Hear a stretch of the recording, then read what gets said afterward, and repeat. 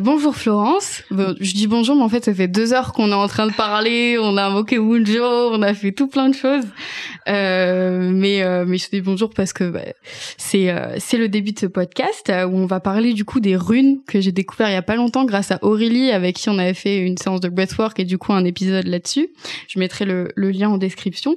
Donc aujourd'hui, on va parler des runes. J'ai découvert aujourd'hui un peu ce que c'était cet univers et je trouve que c'est vraiment passionnant. Du coup, je suis contente de parler de ça avec toi aujourd'hui. Avant de parler des runes et de rentrer dans le vif du sujet, est-ce que tu peux un peu nous parler de toi, te présenter, ton parcours, qui tu es, ce que tu veux nous partager? Alors bonjour Lily Rose du coup, hein. Donc moi je m'appelle Florence et avant tout j'adore les runes. J'ai pas fait les runes comme ça juste pour dire tiens c'est branché. Ça m'est vraiment arrivé dans mon parcours de vie un peu par miracle, par magie, mais comme est la vie. Déjà mon premier rapport avec la vie, c'est l'art. Donc depuis toute petite, je dessine, je peins, je crée. Et puis aussi, je ramasse des cailloux un peu partout où j'allais. Au grand déboire des parents qui disaient non, tu portes ton sac, il est trop lourd. Donc j'ai toujours aimé aussi les pierres. Et puis je suis partie vivre en Grèce. Et là-bas, il y a une connexion qui est pour moi fantastique, quoi, avec la nature, avec le ressenti intuitif de la vie, quoi. Et puis une grande inspiration de création, quoi. Et puis comme je suis quand même dans cette recherche ésotérique, je me suis mis à lire un livre sur Maud Christen, qui est une grande voyante qui a ouvert une école et ce livre c'était sa biographie, La poussière des étoiles, où elle parle comment elle est arrivée à la voyance, à tout ça, parce que moi j'ai toujours aussi tiré les cartes, le tarot, tout ça, donc j'étais assez branchée. Donc déjà en lisant son livre, je trouvais plein de points similaires, quoi, comment on est contacté par tout ça. Et puis à un moment donné, elle dit et j'ai rencontré les runes et c'était très puissant. Et moi dans ma tête, il y a eu comme un éclair de lumière, quoi, hein, ces prises de conscience intuitif là, hein, et qui m'a dit mais c'est ça. C'est comme si j'avais trouvé la connexion qui me manquait jusqu'à présent, quoi.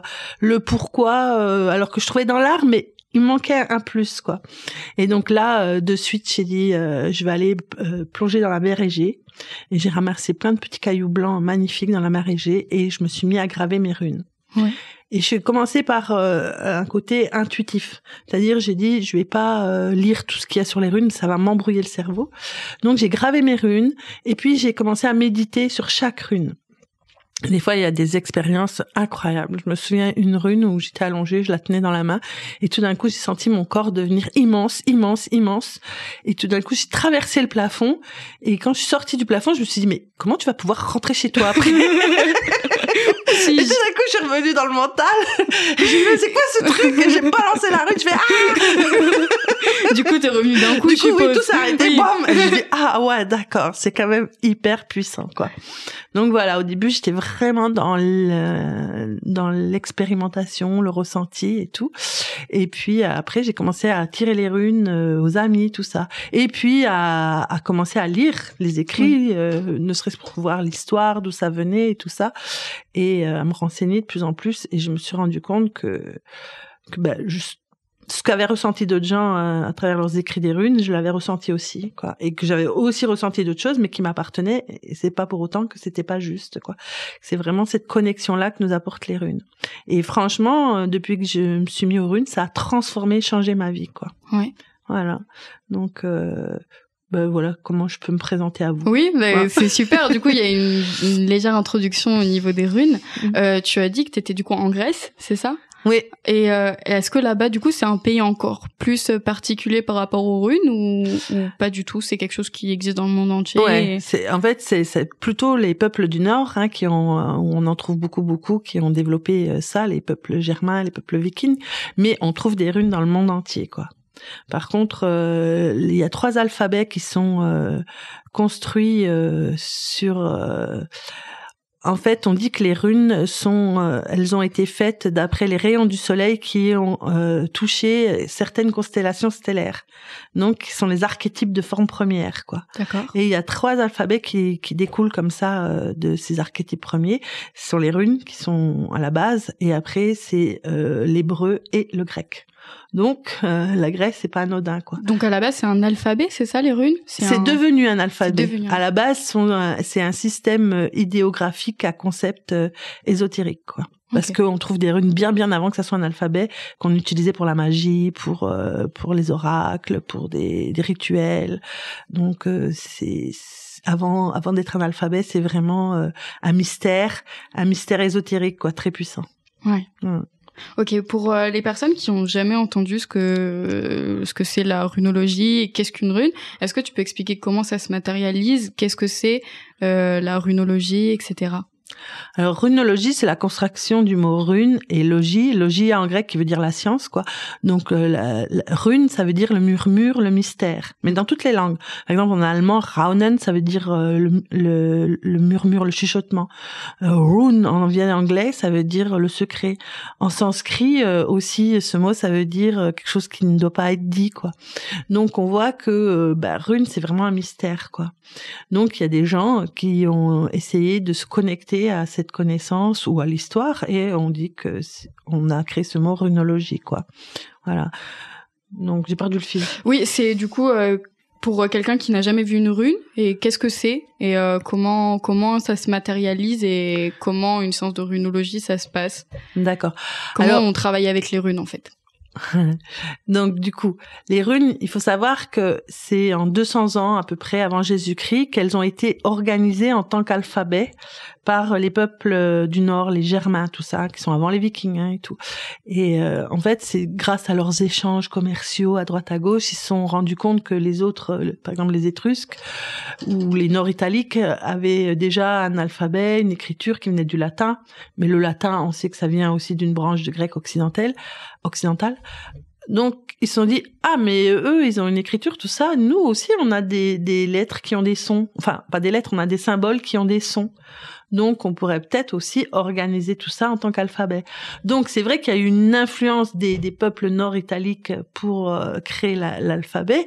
Mais quand on analyse bien ces deux alphabets, il y a quelques lettres qui se ressemblent, mais les autres sont complètement différentes. Donc, on peut pas dire que ça découle de ça. Hein, c'est vraiment un mélange des symboles idéographiques germains, nordiques, avec une influence de l'écriture sud-italique. Donc, ils ont créé cet alphabet en 200 ans avant Jésus-Christ qu'ils ont appelé le vieux Futarque. D'accord. Voilà, parce que le Futarque, c'est la contraction des 6 premières runes. Chaque rune a un nom. Par exemple, comme l'alphabet grec, le A, c'est alpha, le B, c'est vita. Enfin, c'est un V. Et dans les runes, c'est Féu, la première rune, Féu, Urus, Tourisa, Ansuz, Raido, Kenaz. Et si on prend les premières lettres de Féu, c'est le F, Urus, c'est le U, ça fait Futarque. Donc, on a appelé ça le vieux Futarque. Le vieux Futarque parce qu'après, jusqu'en 550, c'est resté après Jésus-Christ, comme ça. Mais après, les anglo-saxons ont rajouté des sons. Ouais. Et ils n'avaient pas de lettres correspondant à ces sons. Donc, ils ont augmenté le nombre de runes. On passait de 28, après 32. Donc ça, c'est le futorque. Ok. Voilà, le futorque qui vient de langue. C'est une sorte de V2, quoi. Voilà. Mais il y a eu plusieurs. Après, il y a eu le jeune futarque. Ouais. On a enlevé des lettres. Puis après, il y a eu le futarque armaniste, celui qu'a utilisé Hitler et compagnie. Ok. Donc, Hitler utilisait les runes. Ouais. Okay. Par exemple, la rune Sowilo, qui est comme un éclair, hein, comme il a fait le signe. Comment il s'appelle là le signe. Harry Potter. Oui. Il a Sowilo sur le front. Ah. Voilà. Et c'est la rune qu'a utilisé le Hitler, enfin le nazisme pour calmer le SS. Oui. Et c'est est-ce que c'était, tu penses, pour donner encore plus de puissance à ce mouvement, qu'il avait cette connaissance de la runologie, des symboles, et du coup il a utilisé, peut-être pas à bon escient, enfin pas du tout même à bon escient. En énergie sombre, on appelle le Merkshev. Donc en énergie, alors il faut faire attention parce que les runes elles sont comme toute chose, le côté lumineux ou le côté sombre, et comment on les utilise, on a le retour du bâton. Donc moi je préfère travailler le côté positif, lumineux, parce que c'est mon chemin, aller vers ma propre lumière, quoi. Mais après, il y en a qui l'utilisent comme Hitler dans le côté sombre parce qu'il connaît la puissance et la force, et puis il était bien encadré, hein. Ça vient de von Guidlisto qui l'a initié là-dessus, quoi. Et donc, il connaissait la puissance et la force de ces runes, quoi. Mais bon, après, ça amène aussi le retour du bâton, donc une forme de destruction, hein. Ouais. Donc aujourd'hui, les runes, si j'ai bien compris, donc ça se matérialise à travers donc des symboles. Il y en a donc différents, il y a plusieurs familles, il y en a du coup 18, d'autres 22, c'est ça, en fonction de quelle rune on utilise. En fait, moi, j'utilise le vieux Futhark, le premier, celui qui a été organisé, le premier qui a été organisé en 200 ans avant Jésus-Christ, où il y a 24 runes qui sont divisées en 3 familles de runes, de 8 runes. Et ces familles, on appelle ça des Aetir au pluriel.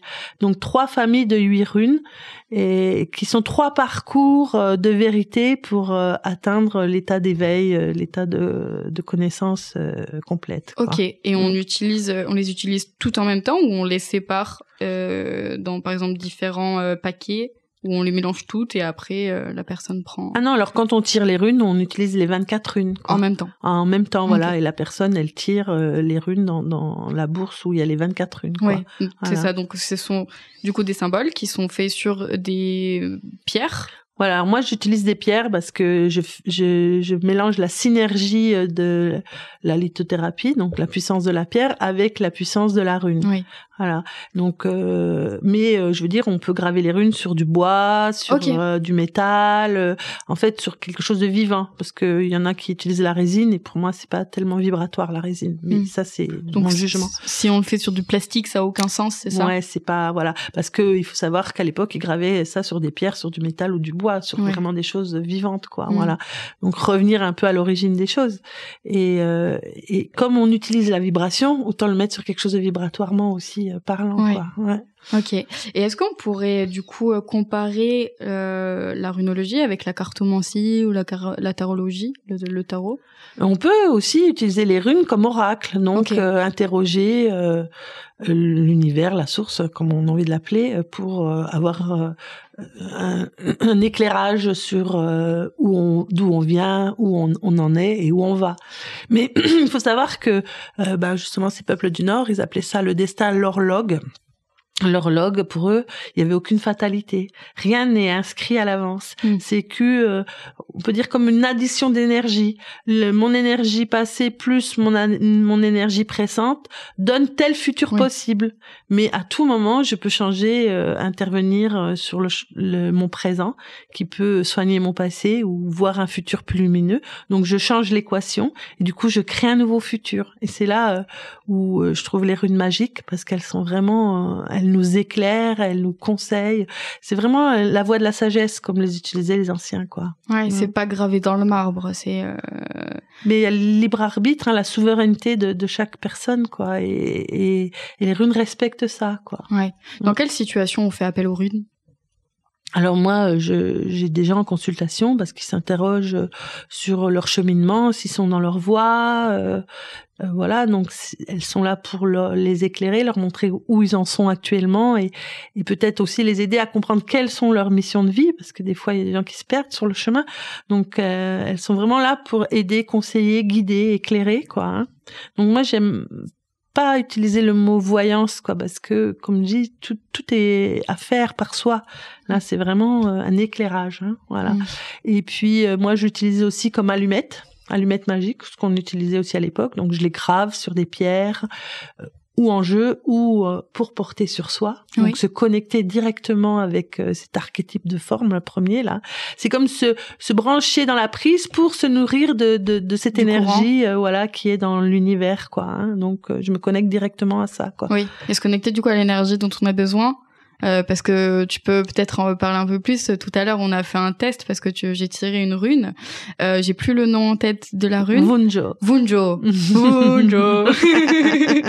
Donc du coup, c'est une rune. Tu expliquais qui permet donc de se relier à son cœur et c'est associé à des formes, etc. Mais on viendra par la suite de tout ça. Mais ce que j'ai envie que tu nous partages, c'est le test que tu m'as fait où tu m'as mis une rune dans une main. Tu m'as fait mettre ma main droite droite l'index et le pouce l'un contre l'autre. Et en fonction de ce que j'avais dans la main, ça s'ouvrait ou pas. Et quand j'avais la rune Wunjo, ça s'ouvrait plus. Ouais, ça s'ouvrait plus, quoi. C'était comme aimanté. Est-ce que tu peux m'expliquer pourquoi tu m'as fait faire ça et comment ça se fait? Alors en fait, le test que je t'ai fait faire, c'est de quelle rune j'ai besoin en ce moment pour avancer sur mon chemin de lumière. Donc ça va être la rune générale. Donc c'est un petit test pour voir comment la rune a une vibration puissante, quoi. Donc je te fais tenir le jeu de runes dans la main droite et tu poses la question à voix haute et tu tires la rune. Donc là, c'est ton cœur qui va aller chercher la juste vibration.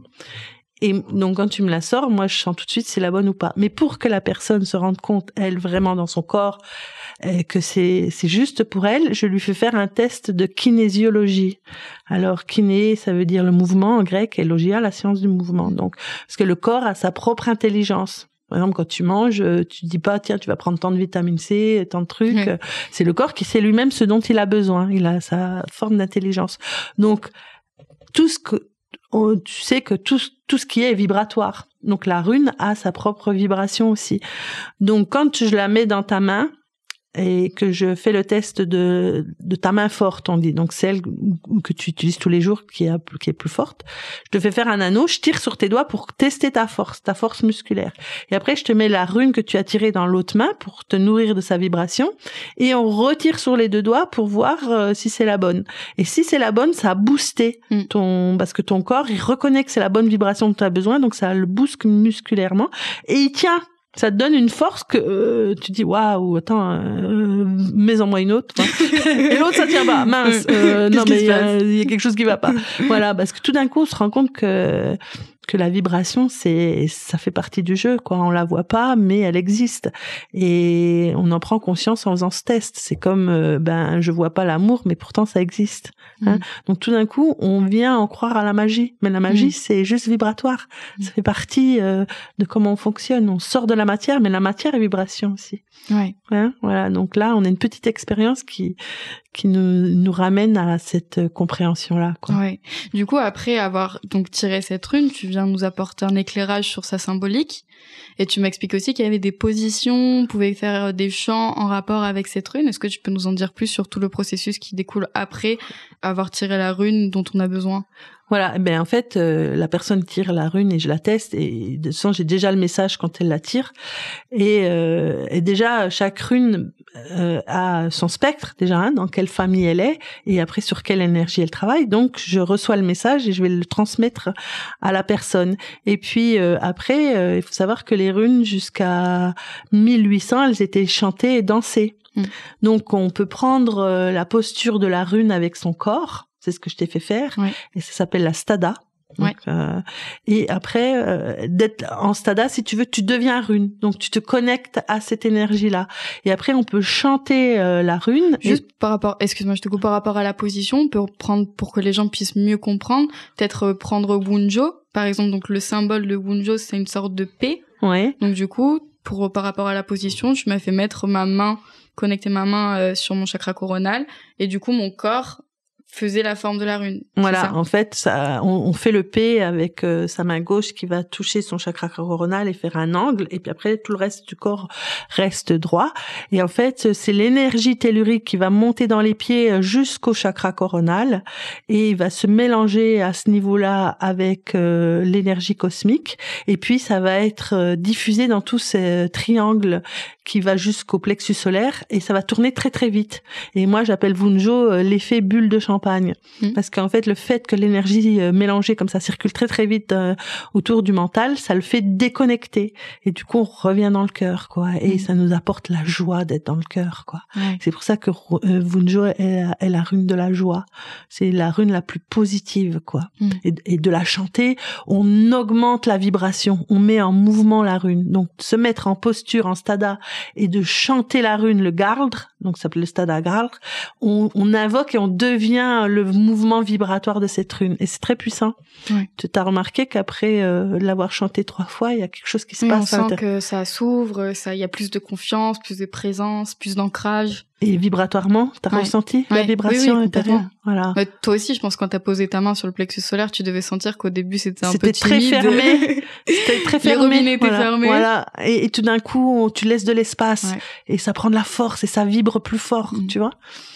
Donc, chaque rune a sa position. Du coup, je suppose, là, on a pris l'exemple de Wunjo, mais évidemment, chaque rune a alors ses positions et ses chants. Et chaque rune a ses positions, ses chants, donc stada, garde. Chaque rune a une famille, première, deuxième ou troisième aète. Chaque rune a un emplacement bien précis, c'est-à-dire que le Wunjo, c'est la rune 8. Elle pourrait pas être ailleurs que la rune 8.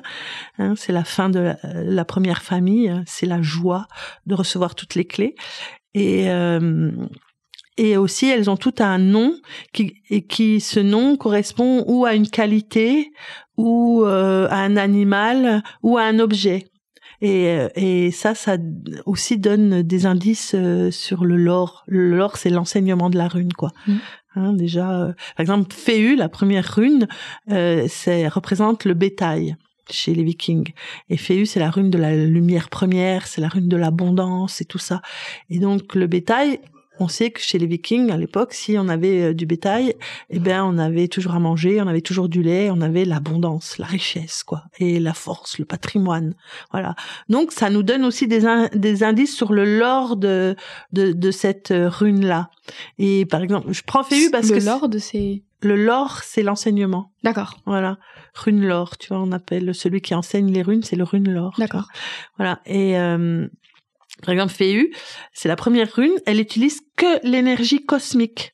C'est-à-dire que tu invoques l'énergie cosmique, ça ressemble un peu à un F, hein, c'est les 2 mains en haut qui reçoivent l'énergie cosmique, et par la tête aussi, et tout cette énergie cosmique va aller féconder la Terre. Donc en fait, elle nous explique, cette première rune, tu es que lumière. Tu es qu'un être de lumière qui va venir féconder la matière. Donc tu es l'abondance, puisque tu peux créer toute chose. C'est la lumière qui crée les formes, la vie et toute chose. Tu vois? Donc on a l'enseignement par sa forme qui fait circuler l'énergie cosmique et tellurique d'une certaine manière. On a l'enseignement par le nom. L'abondance, le bétail, tu vois, on comprend tout ça. Et puis on a l'enseignement par sa place. C'est la 1. Donc, avant toute chose, on est des êtres de lumière. Rien d'autre. Tu vois ? Donc là, tu nous donnes un peu l'explication de telle position à telle importance. Et du coup, les familles, qu'est-ce qu'elles représentent et comment elles viennent impacter les runes ? Alors, si tu veux, la première famille, la première aète, c'est la famille du savoir, du corps. Qu'est-ce que je vais recevoir comme clé ? Elles sont gouvernées par Admal, par Frey et Freya. C'était les Vannes, tu vois, les dieux de la nature, de la fertilité. Ouais. Donc, qu'est-ce que cette énergie de lumière qui veut s'incarner dans la matière va recevoir comme clé pour pouvoir aller expérimenter l'incarnation, l'expérience dans la vie matérielle, tu vois. Donc toute la première famille, va être sur ça. Qu'est-ce que je vais recevoir comme clé, comme savoir pour pouvoir aller expérimenter. Ouais. Voilà, la deuxième famille, ça va être sur l'action, le pouvoir. Comment je peux, avec toutes ces clés, agir dans ce monde. Donc c'est toute l'épreuve dans la matière, donc la dualité. Tu vois, le froid, le froid, le chaud. Donc tu vas passer les saisons, l'hiver pour arriver jusqu'au printemps. La dernière rune de la deuxième famille, c'est Sowilo, celle qu'on a dit des nazis, c'est la lumière, le soleil. Donc c'est le solstice d'été. La lumière gagne toujours sur l'hiver, tu vois. Et donc comment je vais traverser toutes ces épreuves. Tu vois. Et la troisième famille, c'est la dernière, c'est qu'est-ce que je fais de tout ça, tu vois, le faire, je redécouvre ma dimension divine, spirituelle. Donc maintenant que j'ai compris en conscience de ma conscience ce qu'est la lumière, tu vois, dans la matière, comment je reviens à ma divinité. Et pour terminer dans l'Otala, donc Otala c'est la dernière rune dans l'omniscience, l'omniprésence, tu vois, l'état d'éveil. Ouais. L'état bouddhique chez les Bouddhas, l'état de Christ chez le Christ, tu vois. Ouais. Donc on retrouve cet état-là où tout est à l'état zéro, tout est là. Hein, mais bon, avant ça, il y a un parcours de toute cette famille pour arriver à cet état de ma conscience en restant à l'état zéro, quoi. Ouais. C'est pour ça que il me semble avoir lu sur ton site que les runes, c'est un chemin de vie, en fait, c'est ça? Ouais. C'est un parcours initiatique pour arriver à l'état d'éveil, quoi. Et chaque chemin est une étape obligatoire pour accéder à cet état-là, tu vois.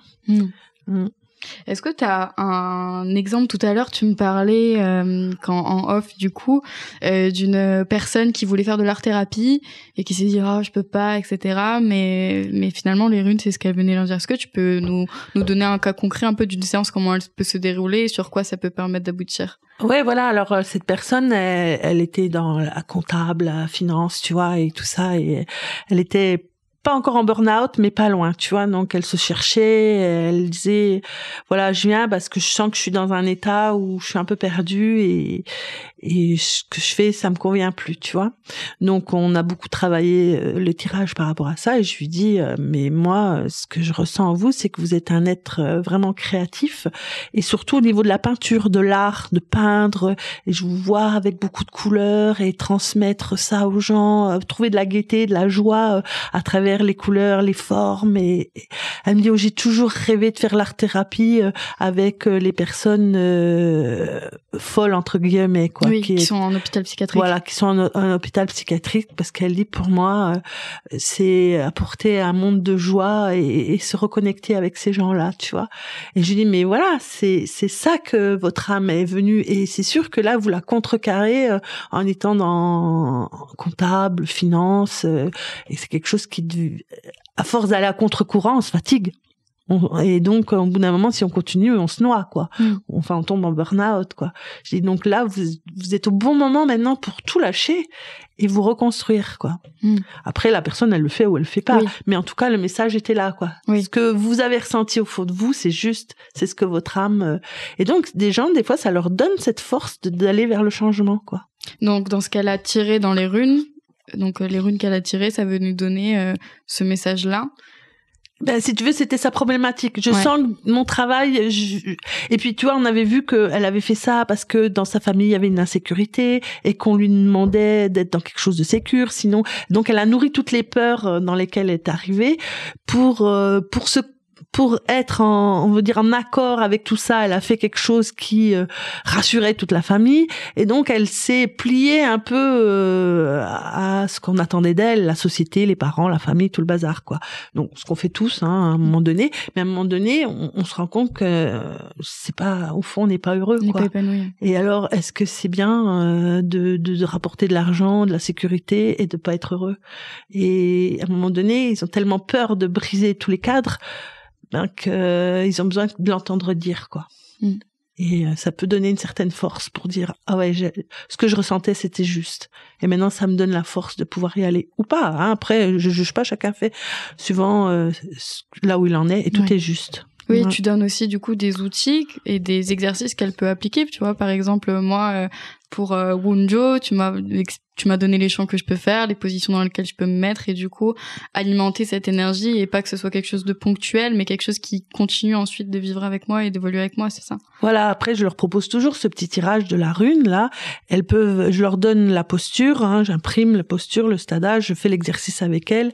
Puis je leur donne plusieurs clés, hein. Et puis après aussi je grave les runes, donc aussi on peut l'apporter comme je disais comme talisman. Oui. Hein, pour être connecté en permanence avec cette énergie-là, quoi. Et tu préconises de le créer soi-même, par exemple? On peut le créer soi-même? On peut le créer soi-même, voilà. Ou le prendre déjà fait. Ou le prendre déjà fait, voilà. C'est comme on le sent, quoi. Mais quand on le crée, il faut toujours se relier à la force odinique, hein, parce que dans la mythologie des peuples du Nord, quoi, Odin, c'était le dieu des dieux, le dieu des runes, quoi. C'est lui qui a fait ce sacrifice, hein, qui s'est pendu à l'arbre d'Yggdrasil pendant 9 jours et 9 nuits pour avoir la connaissance des runes. Donc c'est une force très puissante, un égrégore très puissant. Donc le fait de se connecter à cette force-là permet d'ouvrir la rune, comme on dit, c'est-à-dire de la mettre en fonction dans la bonne énergie, dans la bonne lumière. Oui, d'ailleurs, avant de commencer et d'avoir tiré les runes, t'as fait une prière pour invoquer le dieu Odin, c'est ça? Voilà, pour être vraiment dans le centrage de la beauté et la lumière de ces runes et être dans le juste, être guidé et non pas m'approprier quoi que ce soit, quoi. Oui, pas être dans le mental que tu me disais, mais juste être dans la retranscription. Donc, parce que comme je te disais, les runes, elles sont très puissantes. Donc, si tu les utilises mal, ça te revient dans la tête. Voilà. Pour pas être vulgaire. Ouais. Et du coup, est-ce que quelqu'un de novice, par exemple, moi demain, je décide de m'acheter ou de créer mes propres runes, est-ce que je peux commencer directement à me faire des tirages pour moi, voilà, comment ça se passe quand on débute dans ça et que ça nous intéresse et qu'on veut Alors oui, bien sûr. Tu peux soit faire comme moi, commencer à méditer sur chaque rune en lisant rien et puis tu écris tout ce que tu ressens sur chaque rune, tu vois, parce que ce que tu vas ressentir, c'est juste pour toi. Et puis après, alors tu vois, moi, je vends des jeux de runes aussi, et souvent sur les fêtes médiévales, parce que je fais beaucoup de fêtes médiévales, j'aime bien ça. Et les gens me disent, oh là là, je vous ai acheté des runes, mais en fait, j'ai acheté un bouquin, j'ai rien compris. Donc ils laissent tomber, tu vois. Donc il y a des gens qui ont besoin d'un cadre, si tu veux, d'une méthode. Alors j'ai créé une méthode très simple pour commencer, que j'ai mis d'accès libre sur mon site internet. Okay. Donc florune.com. Ouais, florune.fr. Parce que .com, c'est là où je vends. On peut y aller aussi, du coup. Voilà. Mais pour avoir les explications, on va à florune.fr, mes expertises. Et puis, il y a comment tirer les runes, l'explication alors, c'est des mots clés, des mots simples, dans le sens lumineux ou dans le sens sombre de chaque rune. Ouais. Pour, dès qu'on tire des runes, on a déjà des mots. Et donc, on est dans la joie de pouvoir décoder. Parce que j'ai vu beaucoup de gens lâcher parce qu'ils comprennent rien, ils décodent pas. Donc, ils laissent tomber. Alors que si on est un peu persévérant et qu'on se laisse grandir par ces vibrations, à un moment donné, on va se connecter. Ouais.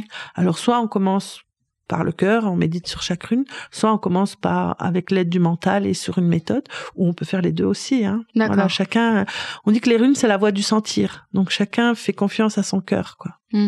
Et c'est vrai que commencer pour soi au début, puis pour les amis, parce que comme c'est quand même quelque chose de puissant, ne pas s'aventurer trop rapidement et n'importe comment. Oui, surtout. Et du coup faire plus peut-être de mal même que de bien d'une certaine manière. Voilà, dès que si on se connecte avec le cœur et dans la puissance d'Odin, on est protégé. Hein, voilà, mais pas faire quelque chose tout de suite pour dire moi je sais. Alors si on reste dans l'ego, c'est foutu, quoi. D'accord. Il faut vraiment être dans le cœur. Pour suivre donc ta méthode, donc sur ton site internet où tu donnes la méthode. Donc si je comprends bien, dans cette méthode, tu donnes certains mots clés par rapport à chaque rune pour mieux comprendre les runes et comment les utiliser, c'est ça? Oui, il y a aussi une méthode de 3 tirages. Ouais. Donc voilà ce que veut dire. Alors le plus simple, c'est les 3 nornes. Les 3 nornes, c'est les déesses du destin, hein, qui vivent au pied de l'Hydraxile. Et t'as le passé, le présent, le futur. Donc c'est elles qui ont la sagesse des runes. Ouais. Et donc tirer les 3 nornes, c'est justement le passé, présent, futur. Donc avec 3 runes, déjà t'as une réponse oui, non, tu vois. Oui. Donc déjà commencer par le tirage de 3 runes, c'est sympa. Ça. Oui, on le retrouve aussi dans les tirages de cartes. Ça, on tire 3 cartes, c'est passé, présent, futur. Oui, voilà. Toi, c'est quelque chose qui est commun. Hein. Et après, je propose la croix d'Odin. Enfin voilà, 2 autres tirages qui sont un peu plus agrémentés avec plus de cartes. Enfin là, c'est des runes, donc avec plus de positions qui va nous expliquer un peu plus, quoi. Mais je pense que commencer par le tirage simple au début, ça suffit, quoi. Ouais. Et tu as créé un oracle aussi qui vient du coup nous donner les positions, etc. Par rapport à chaque rune qu'on tire. Donc ça peut aussi venir en complément. Voilà, ouais. Après, tirage. Comme je disais, on peut travailler avec la rune, se connecter profondément à la rune, c'est devenir rune avec son corps et chanter la rune. Et donc j'ai créé un jeu parce qu'il y a des personnes qui préfèrent les cartes plutôt que les pierres. Et donc j'ai utilisé ce support pour montrer chaque posture de chaque rune avec la vibration qu'elle dégage, quoi.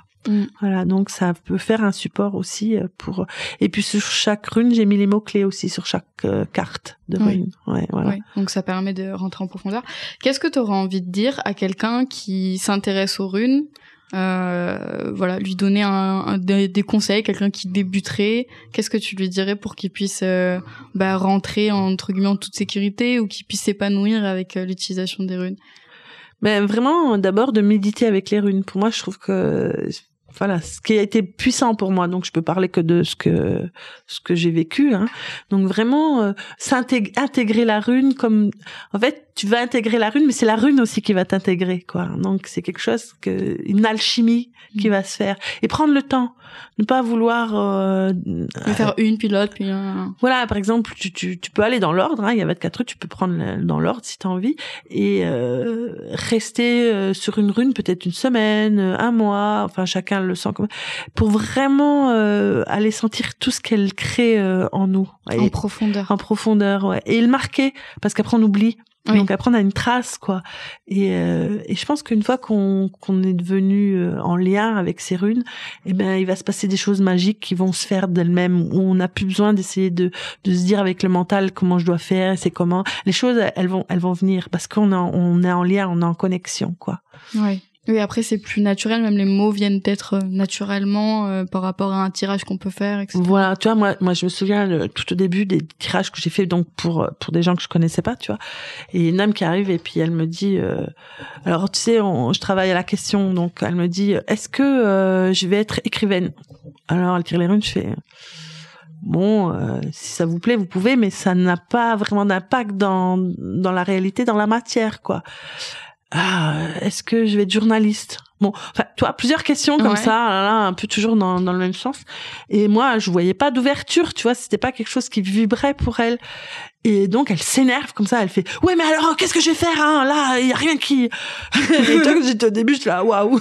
Et tout d'un coup, ça me vient, mais vous le savez bien, vous allez soigner les animaux, vous parlez aux animaux, vous les comprenez. Et c'est sorti comme ça. Et tout d'un coup, je me dis, mais qu'est-ce que je lui raconte? Je savais même pas que ça existait, la communication. D'accord. Je me dis, mais qu'est-ce que je lui dis? C'est n'importe quoi, tu vois. Et là, elle me fait, comment vous le savez? J'ai dit à personne, j'ai soigné des chevaux, j'ai parlé avec eux et tout ça. Alors là, c'est là où j'ai vu la magie, tu vois. Oui. Tu vois, tu te dis, une fois que tu te connectes avec les runes, avec la personne et tout ça, eh ben, il y a des infos qui te viennent. Tu sais pas d'où elles viennent, mais elles viennent, quoi. Ouais, c'est là où on revient à ce qu'on disait au début, où toi t'es pas dans le mental, mais t'es juste dans un canal qui transmet ce qui vient sans... Ça m'appartient pas, si tu veux. Je suis un peu comme quand tu veux capter une box, là, tu vois. je me mets sur voilà, Wi-Fi. Je me mets sur la fréquence odilique. Boum. S'il veut me parler, il me parle. S'il veut pas, il me parle pas. Et je dis ce que les runes racontent et ce qui ça déclenche comme message, tu vois. Ça donne le mot de passe, en fait, la rune, pour se connecter. Après, on fait rejoindre et... Voilà, tu vois. Il peut arriver des fois que, je suis pas en phase et que à ce moment-là, il se passe rien. Et là, tu dis à la personne, désolé, c'est pas le moment, quoi, tu vois. Ouais. Voilà. Donc, vraiment, je prends ça, être au service, tu vois, et non pas, c'est un don, un moyen. Non, je pense que tout le monde a cette capacité à être canal et à se connecter, et moi j'ai choisi les runes parce que ça me parle profondément, mais il y a plein d'autres outils, hein, aussi, autres, mais celui-là c'est quelque chose qui pour moi universel et très très ancien, donc qui me ramène à des forces premières qui me parle énormément, quoi. Voilà. Ouais, chouette. Est-ce que tu aimerais rajouter quelque chose sur les runes? Est-ce que tu vois quelque chose qui est important qu'on n'aurait pas abordé et qui serait intéressant de dire il y a tellement de choses intéressantes avec les runes, tu vois. Moi, je les utilise comme totem. Je crée des totems aussi avec des runes, et je donne des ateliers aussi, parce que créer un totem, ça amène une vibration chez soi avec une intention bien donnée, hein, comme toutes les fréquences. C'est comme mettre une jolie musique, ça donne une jolie fréquence. Mettre un joli totem, ça aussi met une jolie fréquence dans l'intention qu'on veut, soit protéger sa maison, avoir un couple harmonieux, tu vois. Après, dernièrement, là, une fois, je suis allée, parce que des fois, je me déplace pour tirer les runes, tu vois. Et puis, c'était une ostéopathe. Donc, j'arrive, elle était en pleurs. C'était pas la première fois que je venais. Donc, je la regarde et puis, je lui dis, je crois pas qu'on va pouvoir tirer les runes, là, hein. Ça va pas le faire. Je suis pas sûre que ça va être des bonnes nouvelles, là. Ouais. Et je vois, tu sais, comme l'ostéopathe, elle a un lit, là, tu vois. Je dis, vous allez vous allonger sur le lit, là. Et puis ça m'est venu, mais tu sais pas, tu vois, c'est ça la magie, quoi. Et je lui dis, on va tirer, je vais tirer pour vous une rune sur chaque chakra. Ok. Donc j'ai tiré une rune pour elle, tu vois, parce qu'elle était trop en panique, enfin dans ses pleurs. Et puis donc chakra racine, puis remonter jusqu'au chakra coronal. Et donc je reçois un message pour chaque chakra. Donc je lui dis, puis après je pose les runes sur chacun de ces chakras. Et je m'assois à sa tête, je prends sa tête dans mes mains. Et je fais la première prière odinique, tu vois, pour me connecter. Et je me mets à chanter chaque rune. Ouais. Une par une, tu vois, des pieds jusqu'à la tête. Et je chante juste le gardre, donc le son de la rune. Et donc, il y a plus de mots, tu vois, il y a plus rien, juste le son, quoi. Les vibrations. Les vibrations. Et après, j'arrête. Et après, elle a été transformée. Mais c'était, tu vois, c'était même choquant, ça m'a choqué, quoi. Parce que j'avais pas prévu de faire ça. Oui. Et je savais pas qu'on pouvait faire ça non plus, tu vois. Découverte sur le tas. Voilà. Et elle me dit, j'ai ressenti des vibrations que j'ai jamais ressenties avant, quoi. Ça allait dans des espaces de mon cœur, de mes muscles, que j'avais jamais senti. Elle me dit, ça m'a apaisé, ça m'a fait un bien fou. Bon, tu vois, là, on peut soigner aussi. Ouais. Du coup, j'ai mis ça au point aussi. De pouvoir aussi faire aux gens juste un soin, si on peut appeler ça un soin, je sais pas comment on l'appelle, quoi. C'est une sorte de nettoyage, hein, un champ vibratoire des runes, tu vois, avec le message sur les chakras. Ouais. Voilà. Ça m'a été amené. Bon, je me dis, c'est qu'il faut peut-être l'utiliser, tu vois. Oui, sans doute. Ouais, voilà. Carrément. Quand tu parlais du totem, pour que les gens puissent un peu mieux comprendre, parce que bon, du coup, on n'a pas forcément le visuel. Il y a un petit passage, on est à la maison, on est bien. Du coup, tu parlais du totem. Ça se représente comment? Donc c'est sur une pierre. Voilà. Et donc une grosse pierre cette fois-ci, sur lequel tu viens faire des formes, tu viens coller des...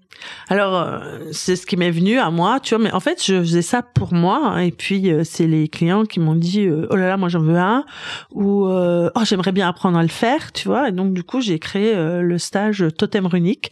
En fait, moi, j'aime bien le support la pierre, hein, donc je vais toujours à la pierre, je trouve que c'est très... pour moi, la pierre, le premier règne, c'est la mémoire de la terre, de l'univers, tu vois, tout est engrammé à l'intérieur.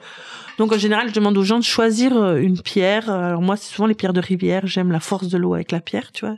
C'est très, très vibrant.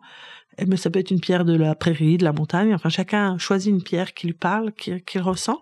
Et puis après, je propose 3 talismans runiques qu'on va graver sur des pierres semi-précieuses et qu'on ira rajouter sur cette pierre qu'on a amenée.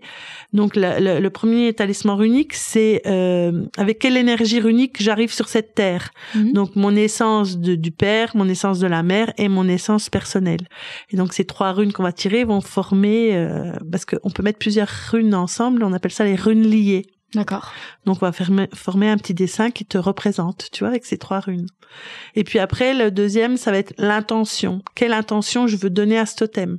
Comme j'ai dit tout à l'heure, ça peut être pour un mariage heureux, tu vois. Là, il y a une jeune femme qui a fait pour aller se marier, elle a fait un totem pour avoir un mariage heureux et qui dure dans le temps, chouette. Tu vois. Ouais, voilà. C'est le but. Enfin, quand on se marie, c'est ouais, que... on y croit. Ouais. Mais là, on se donne encore plus de clés. Tu crois? Mais, moi, je crois au mariage sans mariage, tu vois, un mariage d'âme, quoi. Mais une union. Mais il y en a qui ont besoin de cette que ça soit marqué dans les papiers et c'est juste. Oui, et donc là, on le marque aussi dans le totem, tu vois. Donc c'est encore plus marqué dans la matière, plus ancré. Et surtout, on essaye d'y amener des vibrations pour que ça dure dans le temps, tu vois. Oui. Voilà. Et donc ça, ce sera le deuxième talisman qu'on va graver dans la pierre. Et le troisième, c'est un talisman un peu plus général, tu vois, le don de la joie ou la paix ou la bonne santé, tu vois, quelque chose de plus général. Et voilà. Donc il y a quand on fait ce stage, on passe par un temps où on va tirer les runes, où il va y avoir tous ces messages. Et après on va aller graver nos runes, on va les coller sur la pierre et après on va peindre. Mais on va pas peindre n'importe quoi, on va peindre quelque chose qu'on ressent. Il y en a qui vont peindre leur animal qu'ils aiment ou enfin tout ce qui parle en eux, quoi. Et franchement, j'ai vu des totems qu'ont réalisé les gens qui savaient pas peindre, mais vraiment très très chouette, quoi. Ouais. Parce qu'ils ont mis leur gaieté, leur âme, et du coup, il se passe quelque chose, quoi. Une alchimie, une magie qui se fait. Là, le dernier que j'ai fait, il y avait un poète qui fait des livres avec ses poèmes, et il est arrivé tout triste, tout éteint, tu vois. Et à la fin du stage, il avait fait son totem. Alors au début, il osait pas, tu vois, il regardait, il savait pas faire. Et à la fin, il a fait un totem très sobre, très lumineux. Il avait mis des paillettes d'or, tu vois. Okay.